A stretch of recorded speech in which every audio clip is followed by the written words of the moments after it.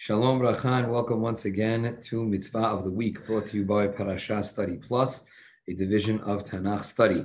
There is no official mitzvah in this week's Parashah, Parashat Balak, so we will do a mitzvah from later on in Sefer Bamidbar, and we're going to cover, since we're trying to cover as many quote-unquote main mitzvot as possible, I decided this week to take mitzvat shofar, Berosh Hashanah, very important.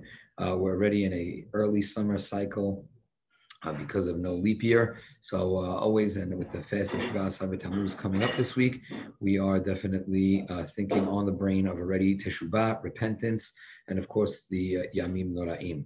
So let's get started with the first slide. So in Bamidbar, Perek Kaftet, Pasuk Aleph, it says, U'bachodesh Shevi'ai, Be'echad lachodesh, seventh month, first day of the month, Mikra Kodesh yeh lachem. It's going to be a sacred day. Kol melechet avodah lo ta'asu. You can't do any work, any creating. Yom teruah yeh lachem. And it shall be a day where you hear the teruah sound. And this is what we're going to be discussing in depth. What is this teruah? What is this blast that we're talking about? We know it already to be shofar, but let's see how that is proven to us. Let's first start with Sefer HaChinuch, Mitzvah Taf He 405, Mitzvah Shofar Berosh Hashanah. So first, Sefer HaChinuch tells us the shoresh of the mitzvah, the root. What's the root? The Fisha Adam Baal Homer. We are physical beings as humans. Lo yit'orer ledevarim ki im ayedem me'orer. We will not wake up to do something unless something wakes us up. That's just human nature. That's who we are. We have to sometimes wake up in the morning. We need an alarm clock. We need to go to shul. Some people, they say, oh, I'm only going to go if, God forbid, things get bad. When our child needs something, we don't go and maybe sometimes tell them as often as we should, do you need help? Do you need help? We wait till they come to us. So as a human being, that's human nature. We wait for something to wake us up. What's the example that Sefer HaChinuch brings forth? It's the example of like going to war. We have that same mitzvah. We have trumpets that are sounded before we go to war. And again, it galvanizes us. We hear that call of the shofar and it wakes us up. וגם כן ביום ראש השנה, so too on Rosh Hashanah, שהוא היום הנועד מקדם, לדון בו כל באי העולם. Since everybody in the entire universe that we have in our entire world is going to be judged on that day, there's a special trumpet, there's a special sound from the shofar that is going to be something to wake us up. And again, Sefer HaChinuch closes with this and says,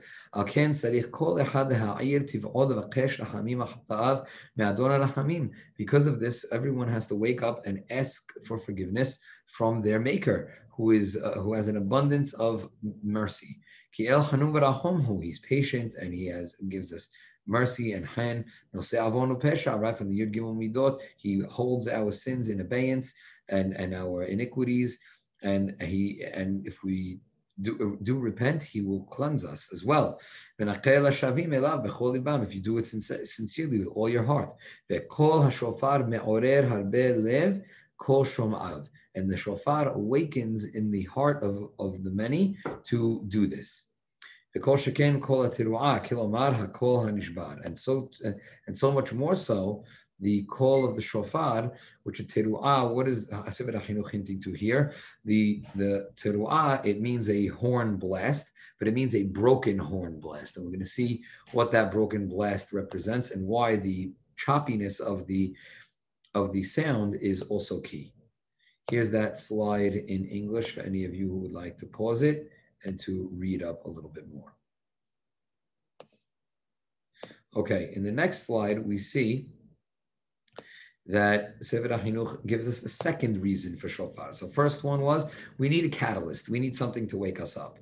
What is the second reason? Outside of the waking up, the fact that it's an alarm, יש לו לאדם זכר בדבר שישבור יצר ליבו הרע בתאוות העולם ובתשוקיו ושומעו קולות נשברים. He says there is a way to, by hearing this broken sound of the shofar, it also signifies to the person to break the Yetzer Hara that may have infected this person's heart. When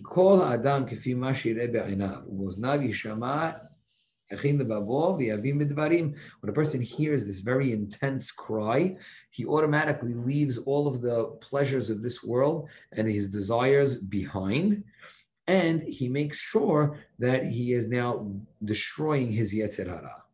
We're going to talk a little bit more about why specifically this broken call, this broken up sound is what will be able to break the Yetzer Hara from the heart of the person.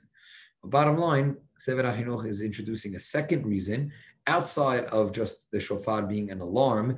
It's supposed to also break the person's Yetzer and break the person's routine of being involved in the desires of this world.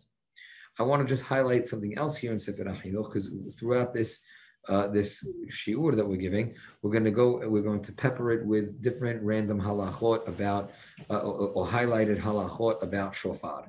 So one of them is connected here, and it says that even though any type of horn from the cattle is kasher for shofar, except for a para, we see that it was here. Sefer HaChinuch says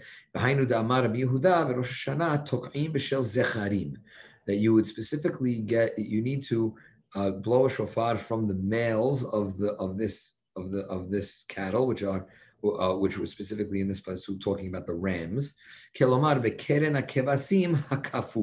Meaning from this band, this type of keves, this ram, the ram is the male, has twisty or bent kafuf horns. Why? Because the bentness of the curvature of the shofar, and we say that it should be curved upward, and we see that in the animal. It also tells a person that he has to bend his heart towards the sky, towards Shamayim. Right, Rabbi Levi pasak halacha kemoto min hagan shel Yisrael ken.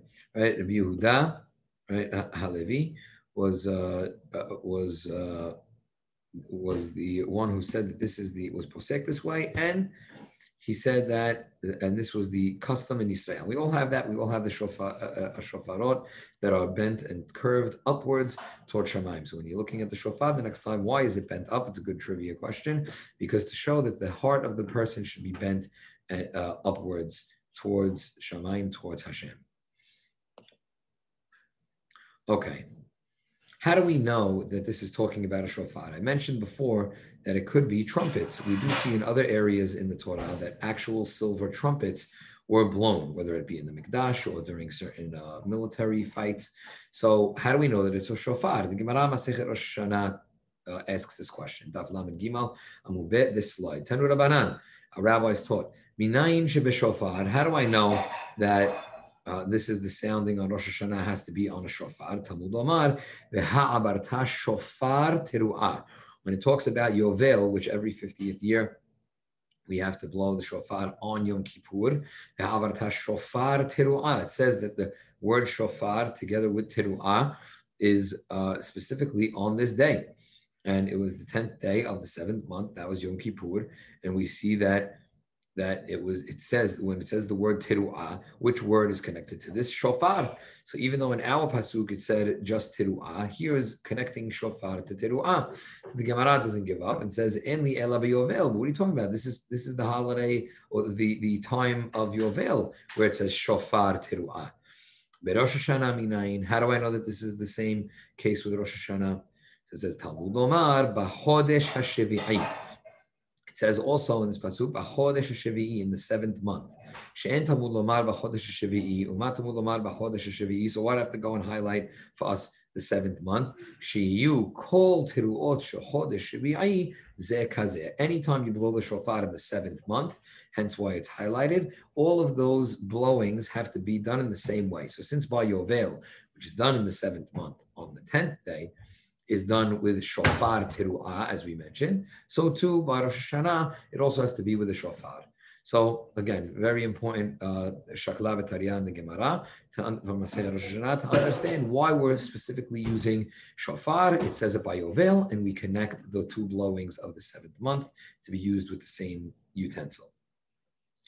Now, just we skip a little bit forward, and in that sugya.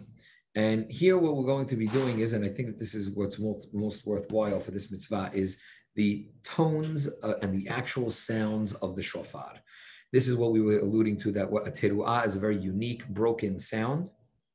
And we're going to see how the rabbis really took a lot of time in the Gemara to make sure that we understood why we had these specific tones, and why we have this custom nowadays to do X amount of blowings during the services of Rosh Hashanah. So here, what we start out over here is, how come we don't, according to the Tana, that is going to derive out that each of the tiruah of Rosh Hashanah has to be done with a tikki'ah. There are certain areas where they learn this from. One is from the sounding of the trumpets in the midbar. So we say that, again, as we mentioned, why were these, if that's one of the reasons why, according to this opinion, you understand to blow the shofar, it's from the midbar, and they use trumpets, so why are we using a shofar? So I just want to highlight one last pasuk, which is very important, because even according to this opinion, we understand why it's shofar. Talmud Omar, tik'u b'chodesh shofar b'keseh l'yom hagenu. When do we blow the shofar? When the moon is covered. Which holiday is the moon covered in the sky? Well, that would have to be in the beginning of the month, and that's Rosh Hashanah. It says, Ezehu hag she'achodesh mitkaseh bo, heve omer ze Rosh Hashanah, v'kamar rachmana shofar, and it says shofar. So even according to those who say that we derive it out from the midbar, that we have to sound the shofar when we either at Hakel or etc., it always has to be. How do we know that it's not trumpets? Because tik'u b'chodesh shofar b'keseh l'yom hagenu. When it is, we blow the shofar when the month is covered. So now, as I mentioned, what is the order? This slide is talking about what is the order of the blowings. How many times do you have to blow the shofar on the holiday? And where do the tones, as we mentioned, the different sounds of the shofar come into play? So let's take the Mishnah, Masechet Rosh Hashanah, Daf Lamed Gimel, Amud Bet. It says, Seder Tikiot, Shalosh, Shel Shalosh, Shalosh. 3 sets of 3 times. So what does that mean? That's going to be a Tiki'ah, a Teru'ah, and a Tiki'ah. So the key word here is, the word that we see in the Pasuk is Teru'ah, a blowing of the horn. Now, what is that? What type of blowing of the horn is it? Well, we start with a tiki'ah, a teru'ah, and a tiki'ah. Why is the teru'ah bookended by a teru'ah? Is that we need to make sure there's an introduction and a escorting out of each and every teru'ah. The teru'ah, the sound that's sandwiched in the middle of the 2 tiki'ot, that's the key sound that we want to hear. So tiki'ah, the long sound, tu, that's straight, that's a tiki'ah that introduces the teru'ah in the middle. And then after that teru'ah, we do another tiki'ah to escort it out. And that's also in the Gemara. It's just like we have a tiki'ah in the beginning, we have a tiki'ah at the end, and the teru'ah, whatever that is, sandwiched in the middle. So if I have to, that's what it means by 3 sets of 3. So if I have 3 sets of 3, we're going to get back to this number. How many times do I have to hear a shofar, an actual sound from the shofar? It would be 9 times. 6 tiki'ot, a tiki'ah in the beginning of the end of each 3 teru'ot, and then 3 teru'ot. So that's 3 plus 6 is 9. Now the Mishnah says that we have to understand, we're going to come back to what those teru'ot are. What is the teru'ah, which is the key point. But here, let's finish this Mishnah to just understand the following for a Baal Tokeah. What is the shi'ur? What is the measurement of a tiki'ah? The tiki'ah is as long as kishalosh teru'ot. So 3 teru'ot, whatever a teru'ah is, 3 of them should be how long the tiki'ah is. And what's a kishalosh teru'ot? And what's the shi'ur of a teru'ah? Shi'ur teru'ah is kishalosh yevavot, is 3 yevavot. What is a yevavot? A yevavah is a whimper or a cry. So that would be like, which we're going to see that that's one of the, what we call now, what we call now our teruah, which is going to be, if you do the math, if 3 teruot are, if 1 teruah is 3 yevavot, and then there's 3 teruot in a tekiah, it's 9, the length of 9. So let's say 9 of those equals 1 tekiah, which is one of the reasons why we have that is going to be one of the numbers, let's say Dehovah, of how many teruot, how many whimpers when I finally do a teruah that I have to blow. And taka barishona umashach b'shniya k'shtayim en biyado ela achat. If you connect the bookends, meaning I blow tekiah to introduce the teruah, and then I also usher out that teruah with a tekiah. But then I'm blowing back-to-back tekiot, because then I have to do another tekiah to introduce the next teruah. This Mishnah is saying if you connect those 2 tekiot and don't take a break in between, then it's like you didn't do anything. You only have en biyado ela achat. You only have one. So you have to make sure that there's a clear break between the 2 tekiot that you're using to introduce. Okay, so before we get to this next slide, so let's understand what we have nowadays. So we have 3 sounds. We have tekiah, which is universal to, that's a long one. Then you have shevarim, right? Shevarim is 3, 2, and then you have teruah, which is 9. Now we have to understand that minhag halab, there was Ashkenazim follow like straight, which we'll see later on in Shulchan Aruch. They're following that it's those 3 sounds, when we come to the shevarim. However, the Minhag Halab was either 4 blows or 5 blows. It depends on who you ask as to what was our custom. Do we do 4 or do we do 5? Most people say that we should do, from what that I've asked, is that we do 4, but 5 is very prevalent. So we definitely do more in our community than just the 3. We do, if you'll notice, a seasoned Baal Tokeah from our community is going to blow more than 3 when it comes to the shevarim. So these sounds are now going to be discussed in the Gemara. So when we talk about tekiah, we just need to know that's the long one. When we talk about shevarim, that's the broken one into 3 for our community, 4 or 5. And when it's teruah, we're using the teruah as the yebaba, the whimpering, which is choppy. So we see in Masechet Rosh Hashanah Daf Lamed Gimel, Rabbi Abahu. So Rabbi Abahu beKesari, what did he say? He instituted the following: when you want to blow, we're looking at 9 kolot. So what are these 9 kolot? So he says, tekiah shlosha. First, you're doing a 3 tekiot. Shevarim, teruah, tekiah.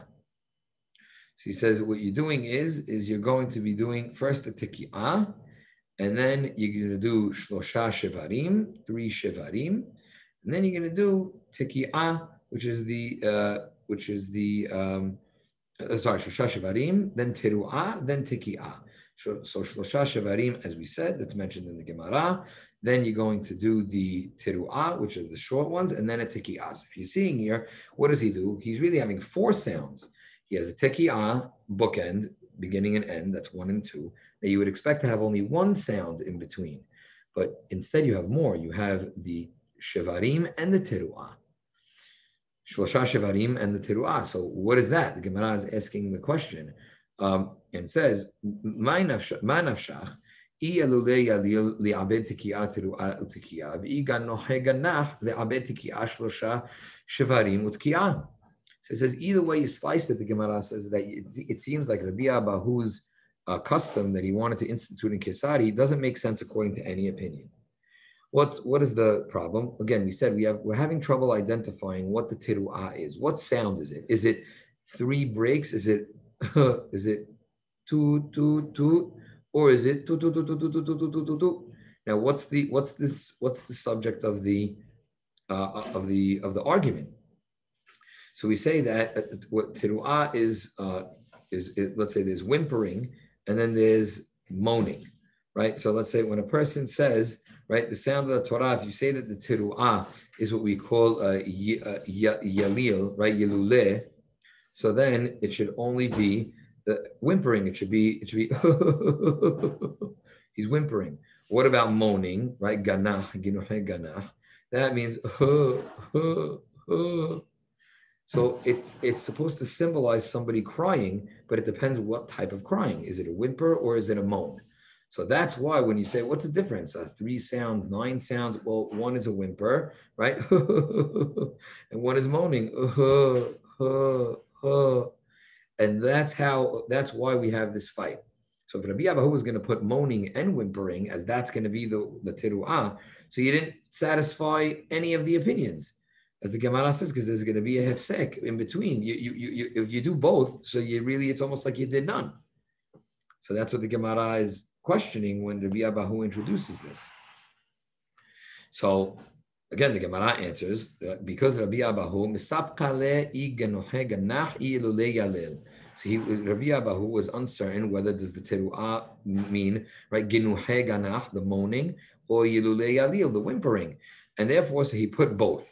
But they both. But then Rav Avira matkif la Rabbi Avira, he disagrees. V'dilma yilule hava v'kam afsek shlosha shevarim ben teruah l'tkiyah. I say maybe if you're wrong about this, and then if you and maybe it's yiluleh, and then you're going to have the maybe it's the whimpering and the moaning is going to break it up in between. He says no, the hadar avid tikiyah teruah tikiyah. That's how we'll solve it. So he says no. So I'm going to go back and I'm going to blow another set. Here's where our custom comes from.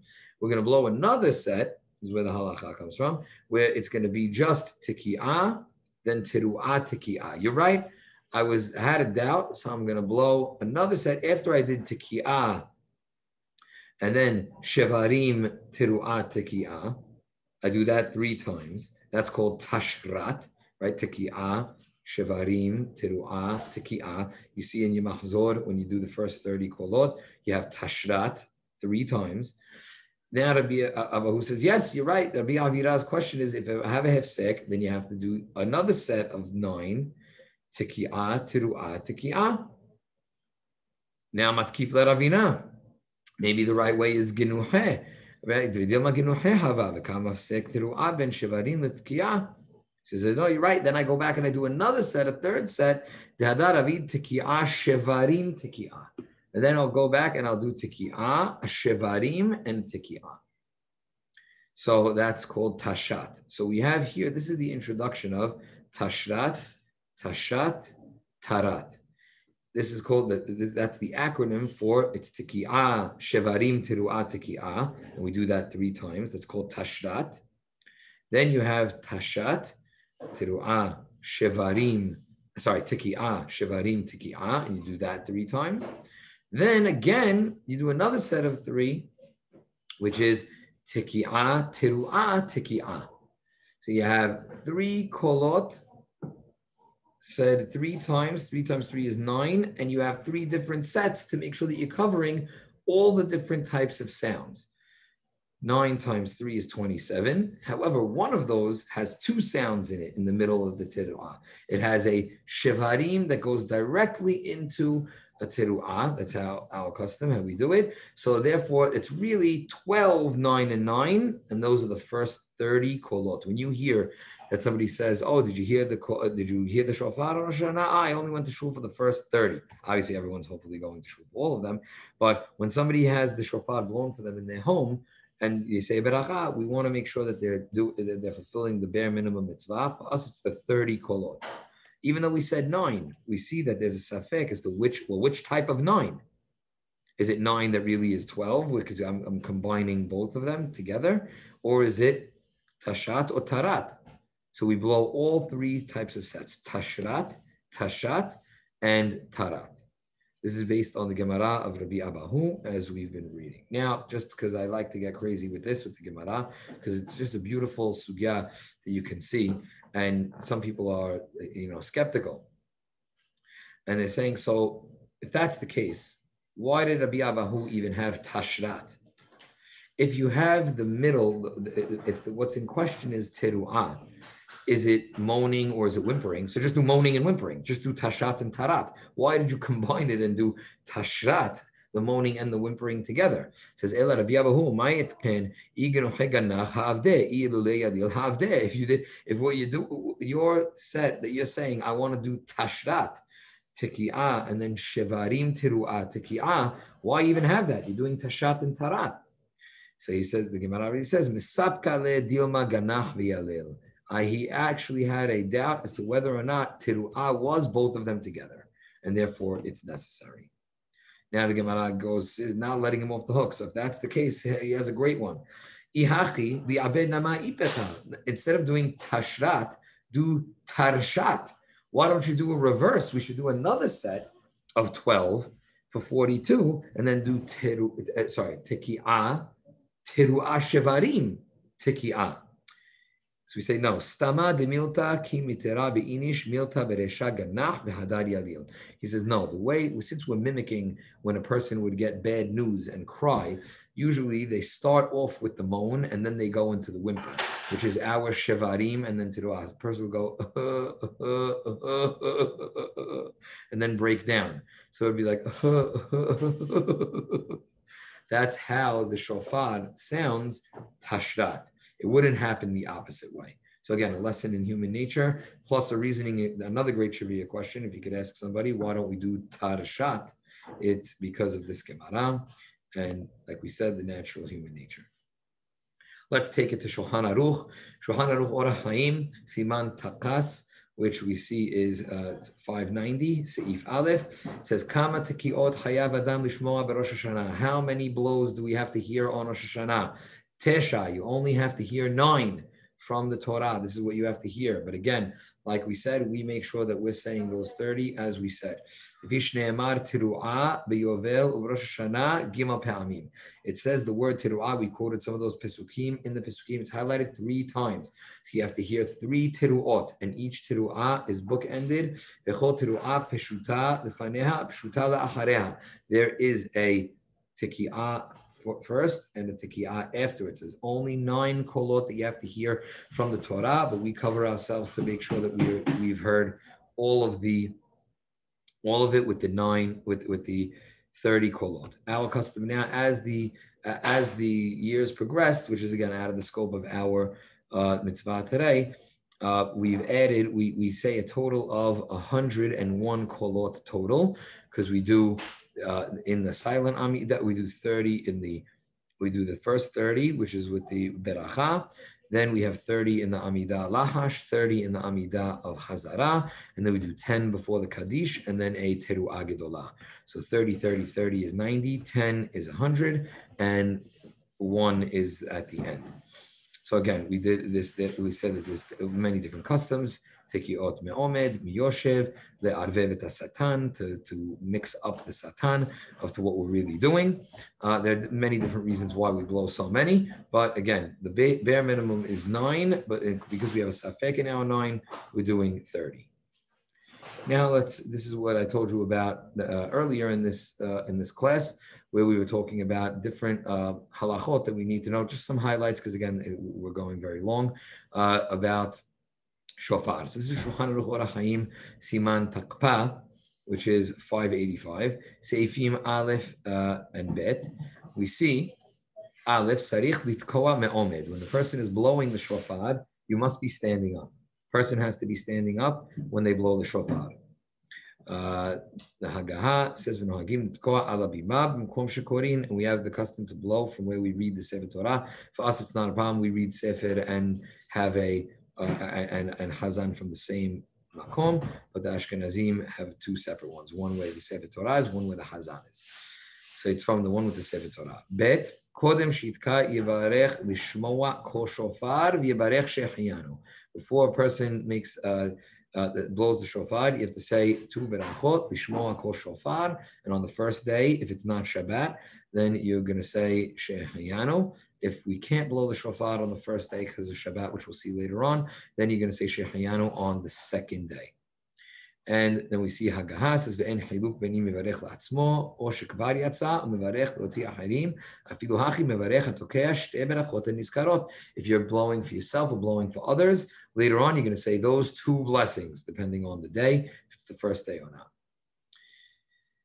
Next in Maran says v'yitka tashrat shlosha pe'amim v'tashat shlosha pe'amim v'tarat shlosha pe'amim. Right out there in Shulchan Aruch, as we explained, you're doing tashrat, tashat, and tarat 3 times each. When is the time for Tikiyat Shofar? This is Shulchan Aruch Orach Chaim Siman Takpah.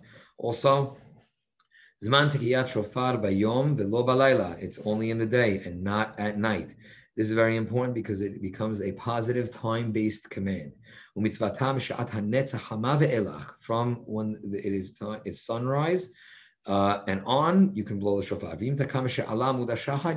you want it from alot, then yatsa, you fulfilled your obligation. However, as we can see from the Lashon of Maran, much better after sunrise. Shulchan Aruch Siman Takpah. To 588, Seif He, Yom Tov Shel Rosh Hashanah Shechal Liyot Beshabbat. What happens if the first day of Rosh Hashanah is on Shabbat? And Tok'im B'Shofar.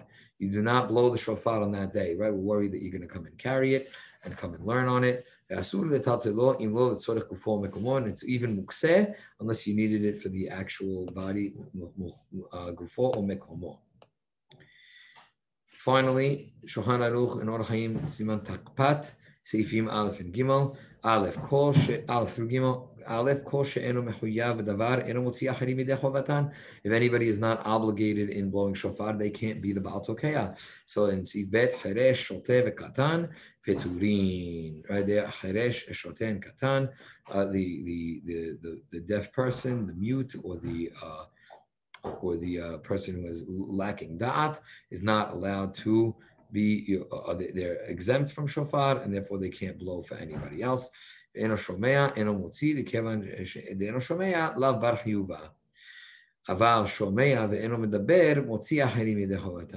person can hear but can't speak, he's just mute, then that person is allowed. Finally, our last and very important halacha is that Isha Petura mishum dehave mitzvat aseh she'azman garama. That was the setup that we went for, and here it is in Shulchan Aruch. Women do not need to hear the shofar.